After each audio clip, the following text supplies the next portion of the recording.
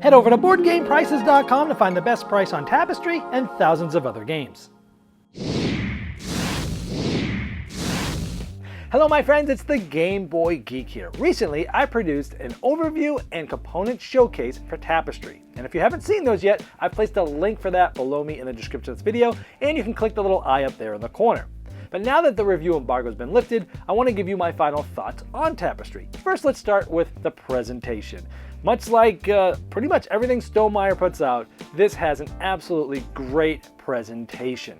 All the components, all the art, the feeling of everything. I showed in that components overview just the way that those boards felt, the Civilization boards felt. It sort of had like that roughish surface that just felt different from anything I've ever felt before. And even on the backside, it felt like a normal sort of player aid. They just continue to push the mark on things and how far they're willing to go to make their games really stand out. Obviously, the 18 painted miniatures look awesome. They look awesome on the table. They look great even on your map. All the components in the game are just great. Even all the pieces, all the little houses and different types of houses that you're moving when you get to gain more income and such.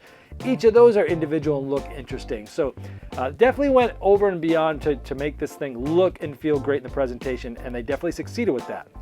This game has simple rules.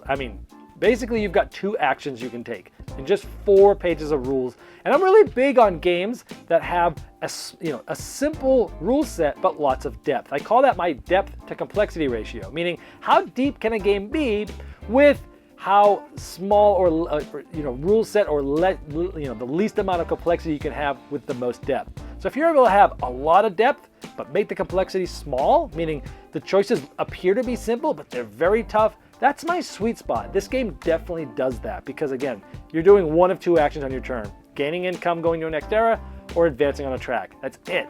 But man, there are a ton of decisions built into that gives this game lots of layers of depth, and I just love that aspect of this game. I like that you're working on different tracks. You're trying to get different resources and different buildings. And I really love how each of these tracks have interdependencies on other tracks. Like, you might gain buildings from other tracks, which are going to give you more income from those tracks, which is going to allow you to do more things on those tracks, which then could possibly hook into other tracks.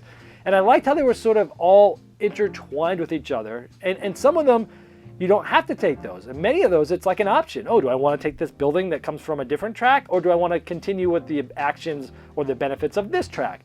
And so you have these sort of fork points as you're going down these different tracks on how much you want to focus on one track or 2, or intermingle and balance it. And I like that aspect of it. The planning with the Tapestry cards is cool. As you get those, they're going to give you certain strategies, either for this era, you're going to do X, or you're not going to want to do X, and other players aren't going to want to do Y. Or they'll give you benefits, when you play this, you do this. And knowing what those cards are in your hand, it's going to change how you play the game, and there's a ton of them. So every time you play, the different cards are going to push you down different strategies. The tech cards, those are cool too because the art on those are awesome. I love those. But I like how when you get those, you can pick up a face down one or any one of the 3 face up ones. And as they get upgraded, they give you certain things. And again, that's going to either help the strategy that you've already been going down, or if you get them earlier in the game, it's going to help form your strategy as to what you might want to do for the rest of the game, or for at least for the next couple eras. So I like those tech cards for sure. The game starts slow because you start with nothing. So it starts slow. You just have a few, one of each resource after your first income, and you're spending that. You're going into the next era, and as that next era comes, you're getting more resources, and you're placing buildings, getting more resources, and you have more choices and more choices. In each era, the game really has an arc where at the beginning you're like, wow, how am I ever going to possibly even get to the end of one track? And then by the end, it really has ramped up with a great arc, which interestingly enough was sort of like the opposite of Wingspan, which I know wasn't designed by Jamie, but it was produced by Stonemaier. And in Wingspan, it's like you start with a lot of actions, and as your engine gets going, you get less and less actions each round, where this is like the exact opposite. You start with just a few things you can do, and as the game goes on, you're building, unlocking other things, unlocking different bonuses, unlocking different resources, and towards the end, you're getting a lot of actions in the last era for sure. I like the player interaction of exploration, meaning you're putting the tiles out and then conquering and moving your little outposts. Because that, that has the ability to try to figure out what people are doing. I like that you can sort of put your outpost next to somebody if you have one of those trap tapestry cards, and you're like, and they're like, wow, that person has 4 tapestry cards. I don't want to go conquer them because one of them might be a trap, because I think there's like 5 or so trap cards in the deck. And so I like that aspect. So you don't always just want to conquer someone because they might have an immediate play tapestry card to block that and topple you instead. So I like that aspect of the player interaction. I like the income timing, and the end of the game is sort of different for each player. So as things goes on, you're gonna go down another era. I'm gonna take more action, so you're gonna go down another era, and players can end. They will end at different points in time, and they'll be done. Their points will be there, and you're gonna be like, okay, I gotta try to see if I can get past this. And I liked that aspect of the timing of each player is gonna be a little bit different. So overall, I enjoyed the game. Anything negative about it? Well, towards the end of the game, the upkeep can get a little heavy. You know, as I mentioned, you're getting more and more actions, which means you're unlocking a lot of things, which is like, okay, I get 4 culture and 3 of these, and now I want to score these, and I'm gonna get 2 of these, I'm gonna get a tapestry card here, I'm gonna get this, and like it can feel a little upkeep heavy towards the end of the game because there's so much going on, but at the same time, it's kind of cool that you're like, oh, I get all this stuff. And the rules does suggest that when people are going through income turns, you know, past the tapestry card, that they can, you know, other players can move and do things, so it doesn't like slow the game down, but there's definitely a lot to keep track of towards the end of the game.